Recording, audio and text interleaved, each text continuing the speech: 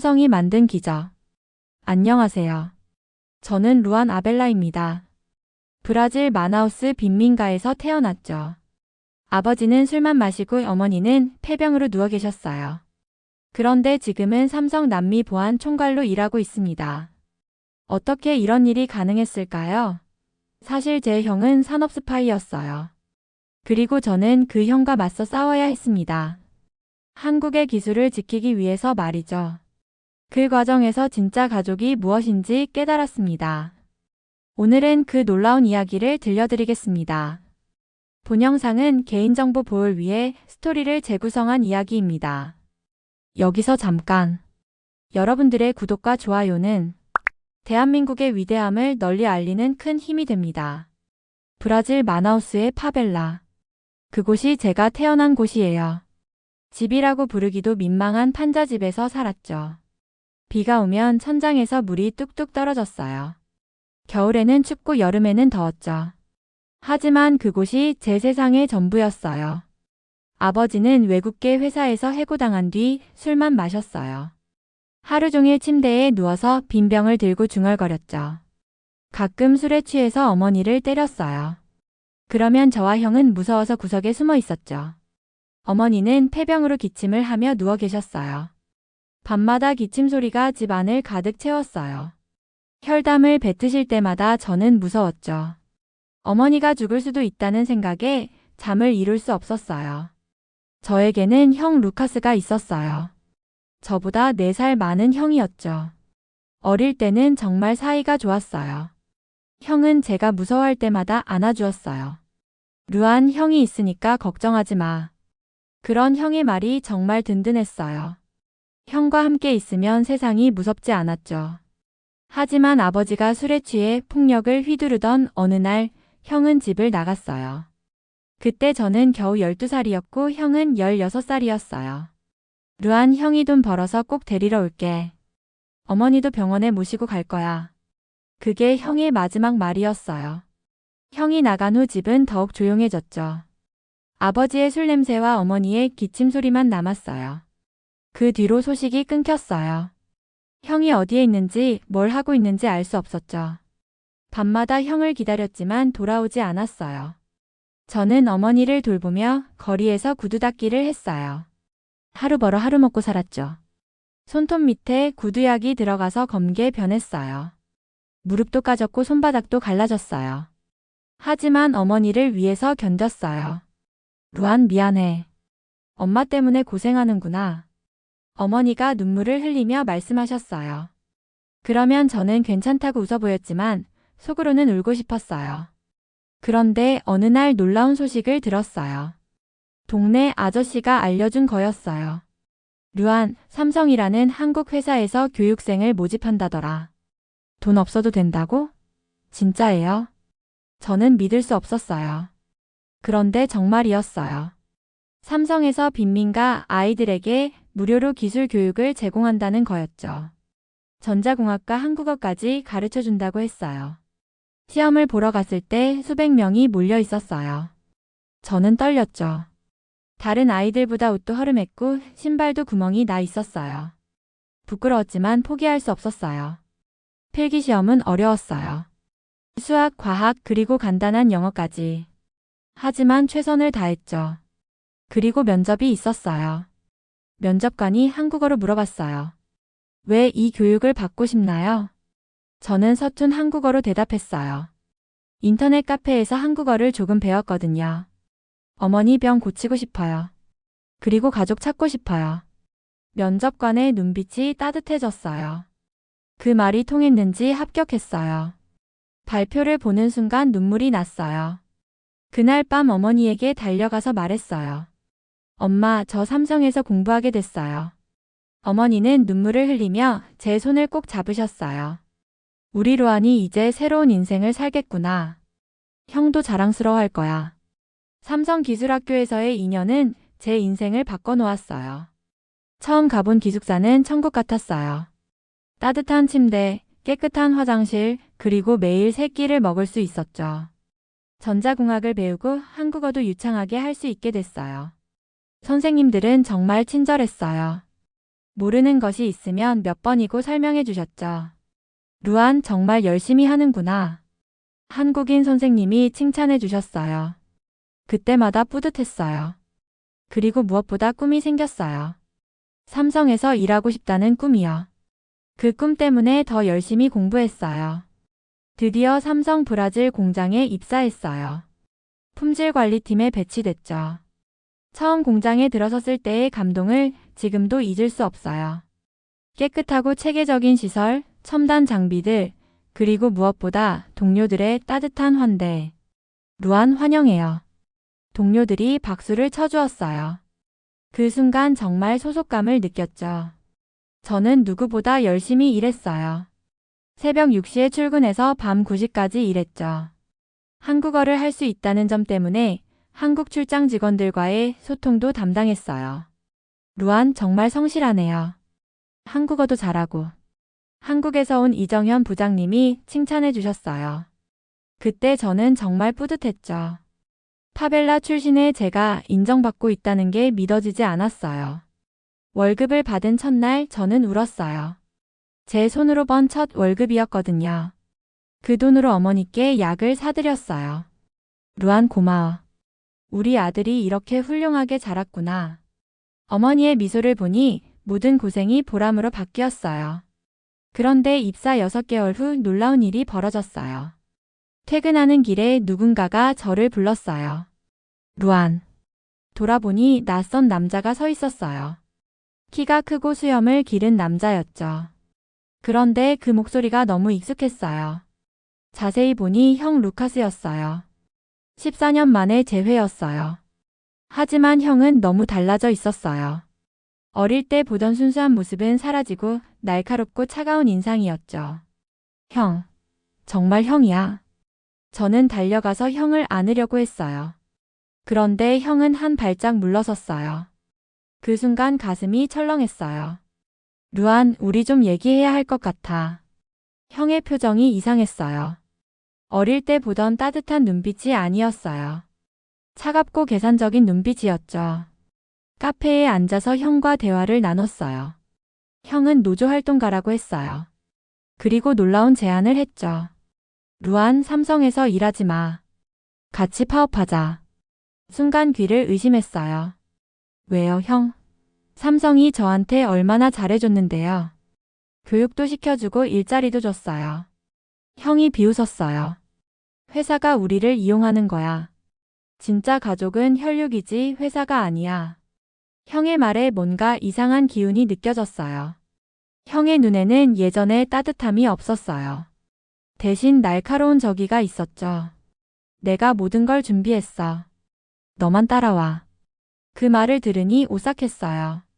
형이 단순히 노조 활동만 하는 게 아니라는 느낌이 들었거든요. 형, 저는 좀 더 생각해 볼게요. 생각할 게 뭐가 있어? 혈육이 더 중요해? 아니면 회사가 더 중요해? 형의 목소리에 협박하는 듯한 톤이 섞여 있었어요. 그때부터 형에 대한 의심이 생기기 시작했어요. 며칠 후 형의 말이 현실이 됐어요. 삼성 브라질 공장에 파업이 터졌죠. 200명이 넘는 직원들이 파업에 참여했어요. 형 루카스가 그 중심에 있었고요. 임금 인상, 노동 조건 개선, 구호가 공장 앞에 울려 퍼졌어요. 저는 한가운데 서서 고민했죠. 가슴이 찢어질 것 같았어요. 형을 따라야 할까 아니면 회사를 믿어야 할까? 그런데 형이 저에게 다가왔어요. 확성기를 들고 있었죠. 루안, 결정했어? 형, 저는 파업에 참여하지 않을 거예요. 순간 형의 얼굴이 일그러졌어요. 분노가 눈에서 번쩍였죠. 왜?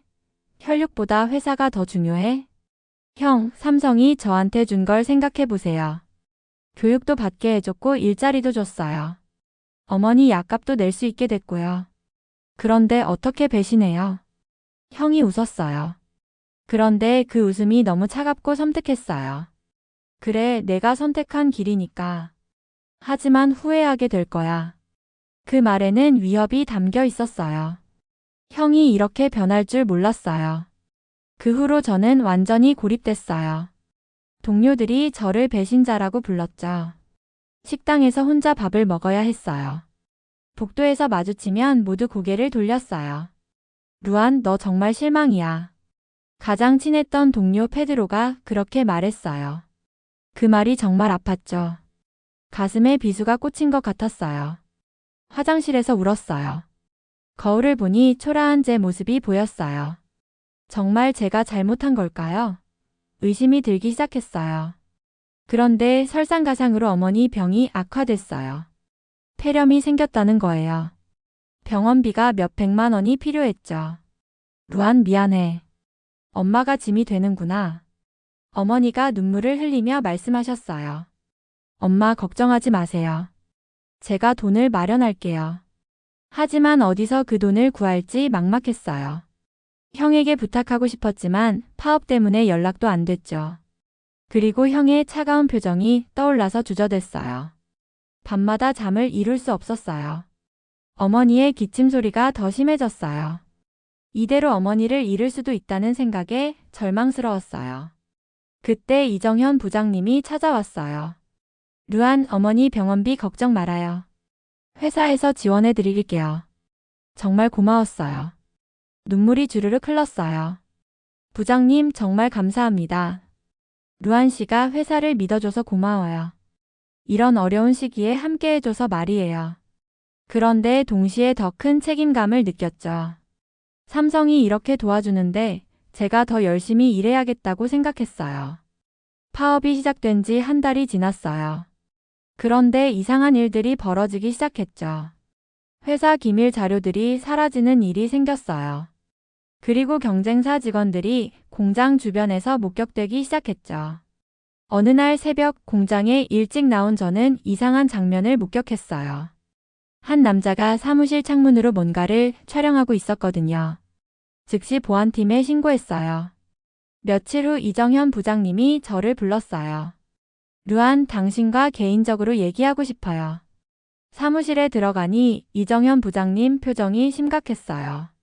그리고 다른 한국인 직원도 있었어요. 루안, 당신 형 루카스에 대해 얘기해 볼까요? 순간 심장이 멎는 것 같았어요.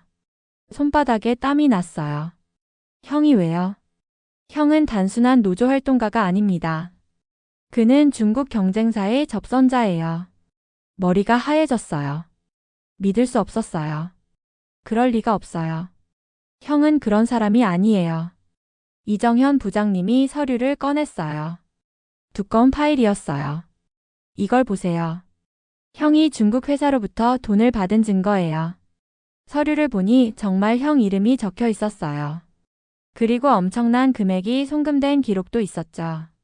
숫자를 보니 현기증이 났어요.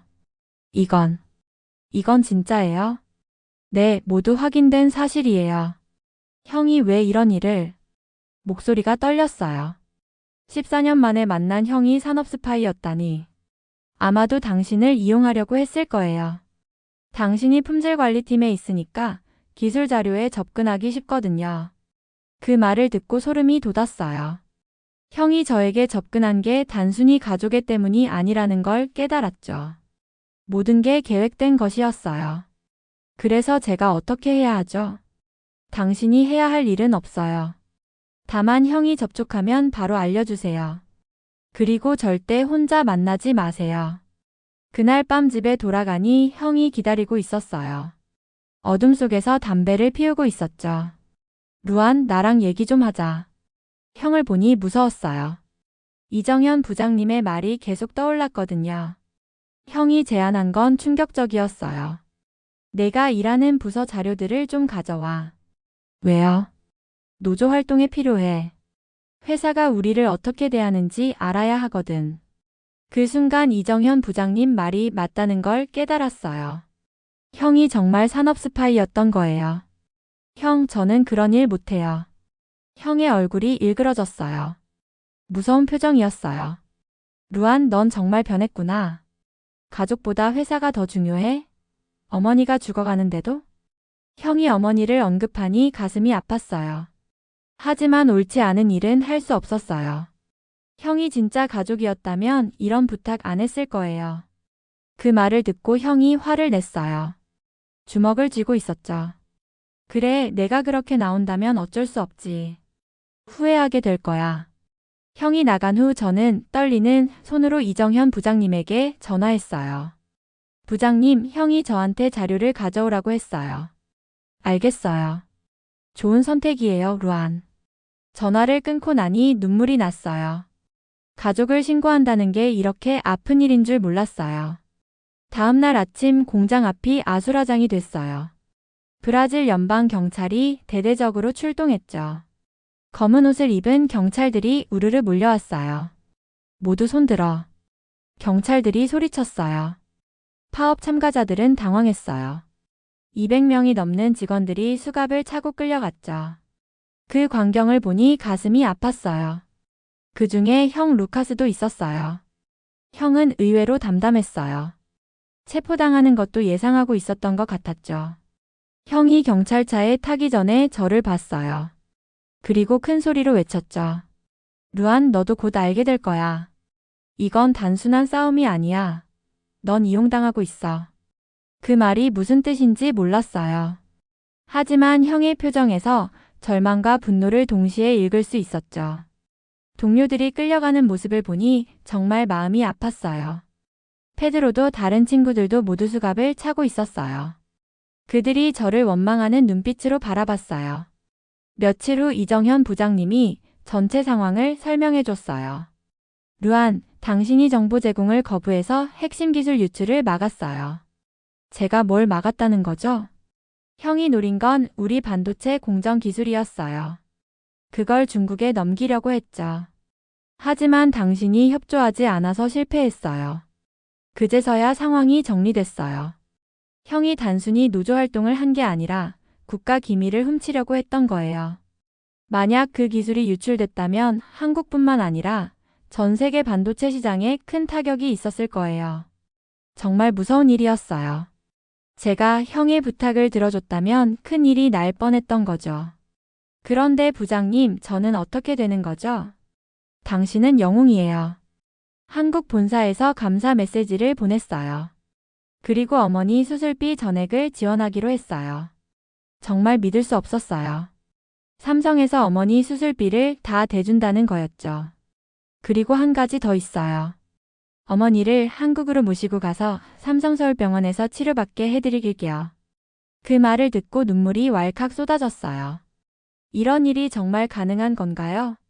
파벨라 출신의 제가 이런 대접을 받다니. 하지만 마음 한편으로는 공허했어요. 가족이라고 믿었던 형이 저를 이용하려고 했다는 사실이 너무 아팠거든요. 14년 만에 만난 형이 이런 사람이었다니. 어머니와 함께 한국으로 왔어요. 비행기를 처음 타봤어요. 구름 위를 나는 기분이 정말 신기했죠. 어머니도 창밖을 보며 감탄하셨어요. 루안 꿈만 같구나. 내가 한국에 올 줄 누가 알았겠어. 삼성서울병원은 정말 놀라웠죠. 브라질에서는 볼 수 없는 첨단 의료 장비들이 있었어요. 로봇이 약을 나르고 컴퓨터로 모든 걸 관리했어요. 루안, 여기가 천국인가 보다. 어머니가 감탄하셨어요.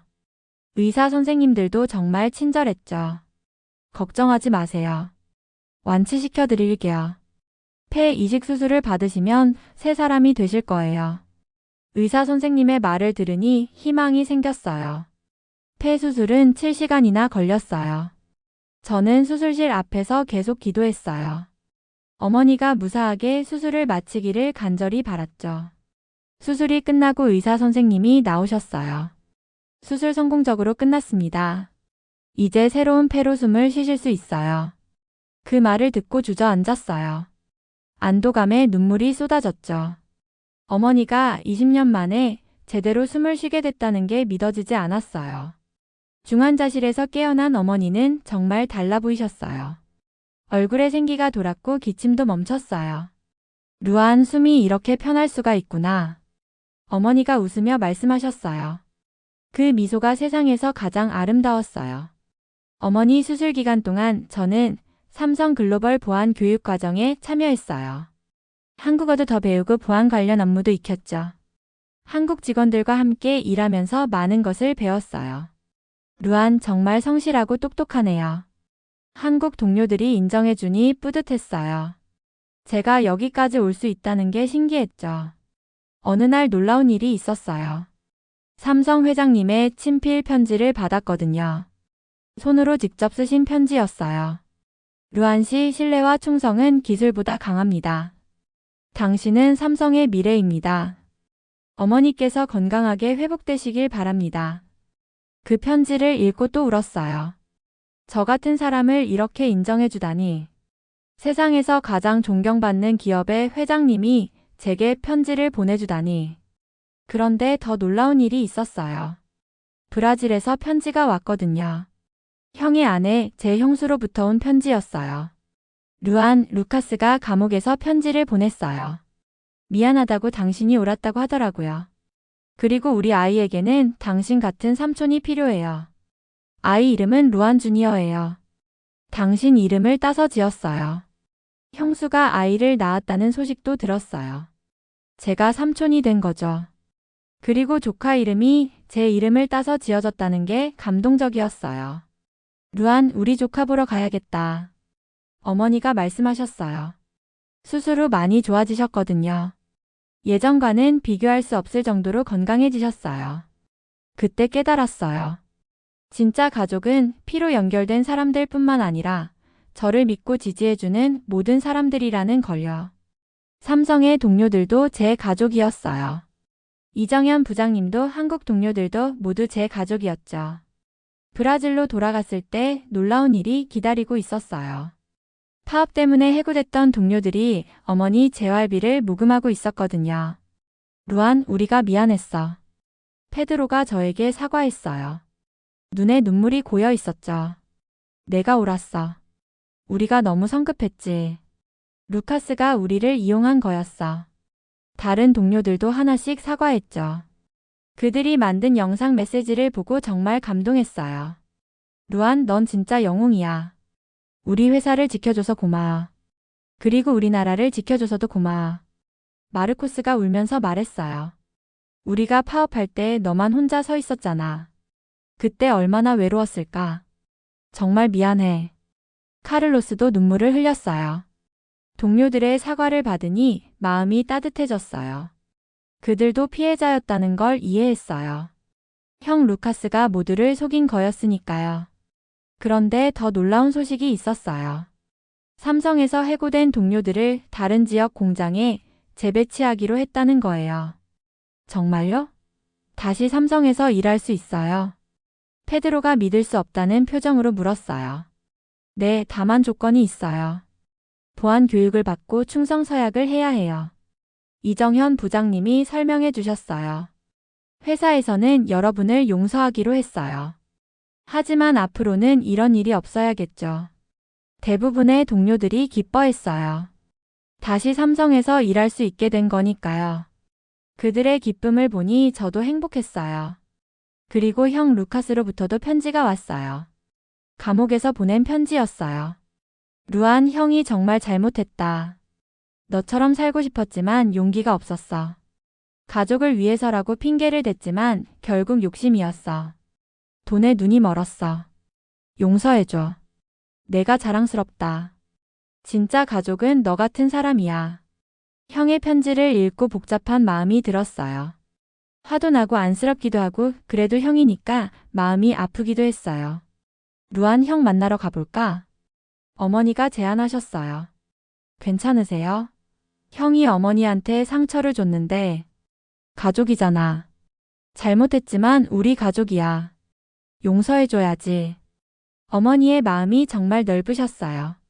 감옥에서 만난 형은 많이 야위어 있었어요. 수염도 길어지고 눈빛도 흐려져 있었죠. 루안, 어머니 정말 미안해요. 형이 고개를 깊숙이 숙였어요. 목소리가 떨리고 있었어요. 형, 저도 이해해요. 형도 가족을 위해서 그런 거잖아요. 하지만 방법이 잘못됐어. 넌 정말 대단해. 회사를 지키고 가족도 지키고 나라도 지키고. 형이 눈물을 흘렸어요. 어릴 때 형의 모습이 조금 보였어요. 출소하면 새로 시작할게. 내가 보여준 길로 살아갈게. 형과 화해하고 나니 마음이 한결 가벼워졌어요.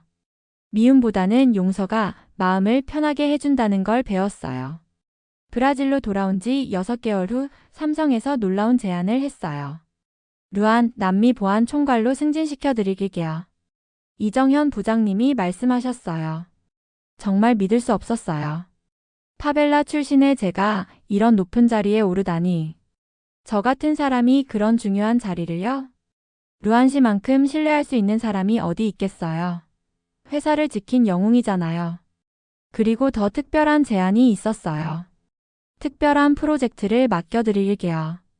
이름하여 루안 프로젝트예요. 루안 프로젝트요? 빈민가 아이들에게 무료로 기술 교육을 제공하는 거예요. 당신이 총책임자가 되는 거죠. 당신 같은 인재를 더 많이 만들어내는 거예요. 정말 꿈만 같았어요. 제가 받은 도움을 다른 아이들에게도 줄 수 있게 된 거니까요. 프로젝트 준비는 쉽지 않았어요. 하지만 정말 보람 있었어요. 빈민가를 돌아다니며 아이들을 만났어요. 선생님, 정말 공짜예요? 아이들이 믿을 수 없다는 표정으로 물었어요. 예전 제 모습과 똑같았죠. 그럼 너희들은 공부만 열심히 하면 돼. 프로젝트는 대성공이었어요. 첫 해에 300명의 아이들이 교육을 받았죠. 그 중에 10명이 삼성기술학교에 입학했어요. 선생님, 저도 삼성에서 일할 수 있을까요? 아이들이 물어볼 때마다 뿌듯했어요.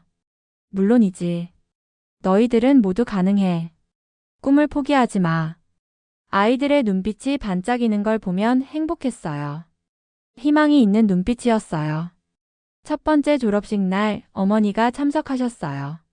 완전히 건강해지신 어머니는 정말 아름다우셨죠. 한국에서 받은 치료 덕분에 새 사람이 되셨어요. 우리 아들이 이렇게 많은 사람들을 도와주다니. 정말 자랑스럽다. 어머니가 눈물을 흘리며 말씀하셨어요. 졸업식에는 형수와 조카도 왔어요. 루안 주니어는 벌써 5살이 됐죠. 정말 똑똑하고 귀여웠어요. 삼촌, 저도 삼성에서 일할 거예요. 조카가 말하니 웃음이 났어요. 졸업식 마지막에 제가 아이들에게 말했어요. 여러분 기억하세요. 진짜 가족은 여러분이 누구인지 끝까지 지켜보는 사람들이에요. 혈육이 아니어도 상관없어요. 여러분을 믿고 지지해주는 모든 사람들이 가족이에요.